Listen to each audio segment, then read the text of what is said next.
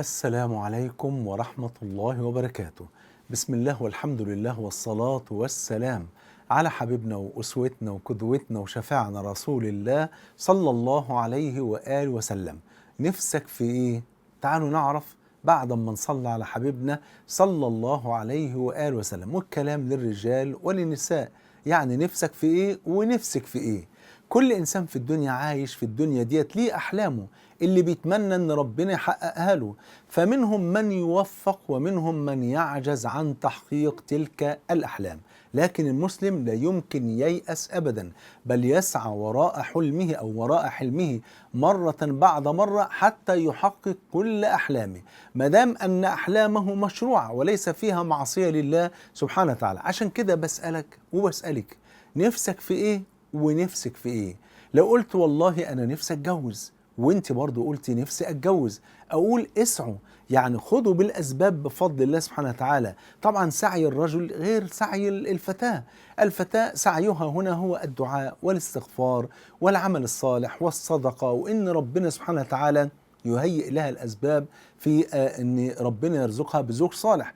اما الشاب فهو بقى الذي يسعى ويجتهد ويكد ويحاول ان يجمع المال من الحلال، وأن يبحث عن زوجة صالحة، وأن يعني الجهد عليه أكتر شوية بفضل الله سبحانه وتعالى. فاسعى وانت كمان اسعوا وخذوا بالأسباب، فإن عجزتم فإن شاء الله في الجنة. الرجل يرزق بالحور العين بفضل الله، يسعد معها سعادة لا شقاء بعدها أبدا. والفتاة التي لم ترزق بزوج صالح في الدنيا، الله عز وجل يزوجها في الجنة من زوج مطهر خلق في الجنة ولم يعص الله طرفة عين، ويعيش مخلدا في الجنة بفضل الله.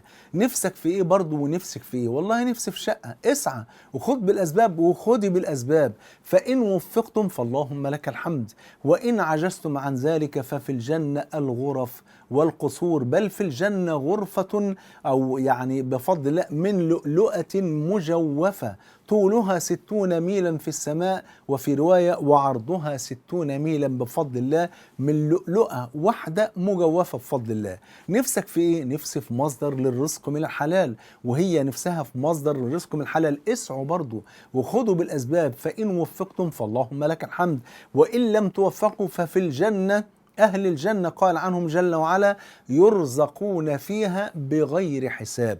نفسك تتمتع على طول أو تفضل شباب على طول أو تخلد فلا تموت، دي حاجات صعبة شوية في الدنيا، لأن يعني الدنيا ما فيهاش متع على طول ولا شباب على طول ولا خلود على طول، لكن هذا لن يكون إلا في الجنة بفضل الله. قال صلى الله عليه وسلم كما عند مسلم: ينادي مناد يوم القيامة يا أهل الجنة إن لكم أن تحيوا فيها فلا تموتوا أبدا، وإن لكم أن تشبوا تفضلوا شباب على طول في سن 33 سنة للرجال وللنساء، ما تكبروش أبدا مليارات السنين وما تكبروش، وإن لكم أن تشبوا فلا تهرموا أبدا، وإن لكم أن تصحوا تفضلوا في صحة قوية ما شاء الله، ما فيش لا فيروسات ولا أمراض ولا أي حاجة، وإن لكم أن تصحوا فلا تسقموا أبدا، يعني لا تمرضوا أبدا، وإن لكم أن تنعموا فلا تبأسوا أبدا بفضل الله. يعني بالبلد كده كل اللي نفسه في حاجة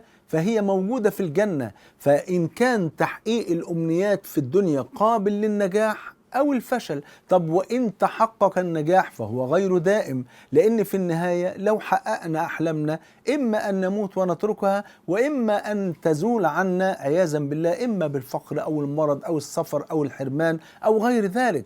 فما علينا إلا أن نأخذ بأسباب النجاح في الدنيا. نعم، ما نتركش الدنيا. كلامي مش معناه ان احنا نبص للجنة وننسى الدنيا ابدا، نعيش لدنيتنا واخرتنا ما فيهاش مشكلة، ولكن نجعل همنا الاكبر هو العمل للآخرة، ففيها كل الامنيات وكل الاشياء التي نتمناها على الدوام بل والكمال بفضل الله سبحانه وتعالى. واي تعب تعبناه في الدنيا سننساه مع اول غمسة في الجنة. واختم بهذا الحديث الذي رواه مسلم أن النبي صلى الله عليه وآله وسلم قال: ويؤتى بأشد الناس بؤسا في الدنيا من أهل الجنة فيغمس غمسة واحدة في الجنة، ثم يسأله الله عز وجل: عبدي هل رأيت بؤسا قط؟ هل مرت بك شدة قط؟ فيقول لا والله يا ربي ما رأيت بؤسا قط وما مرت بي شدة قط. فنفسك في إيه؟ حاول تحققه في الدنيا مادام بطريق شرعي ومباح بفضل الله سبحانه وتعالى. إن تحقق فاللهم لك الحمد، نشكر ربنا ونستعمل هذا الشيء أو هذه النعمة في طاعة الله. وإن لم تتحقق فلا تحزنوا، فهناك جنة عرضها السماوات والأرض فيها ما لا عين رأت ولا أذن سمعت ولا خطر على قلب بشر. جمعني الله وإياكم مع الحبيب المصطفى صلى الله عليه وسلم في الفردوس الأعلى.